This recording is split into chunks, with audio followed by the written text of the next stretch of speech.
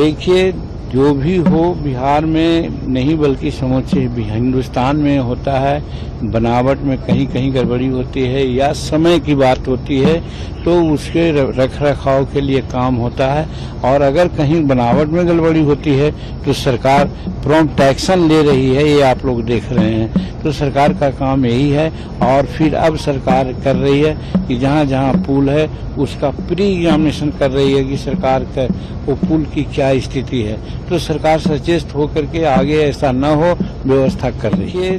जो भी हो बिहार में नहीं बल्कि समूचे हिंदुस्तान में होता है।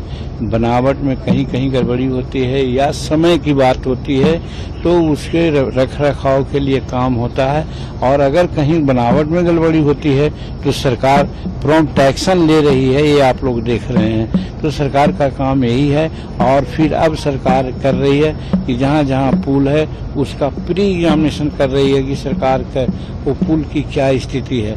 तो सरकार सचेत होकर के आगे ऐसा न हो व्यवस्था कर रही है।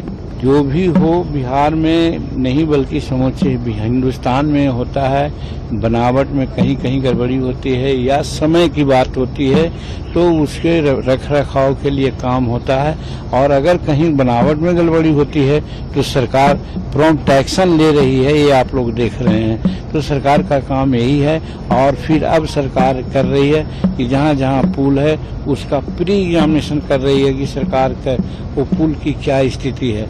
तो सरकार सचेत होकर के आगे ऐसा न हो व्यवस्था कर रही है।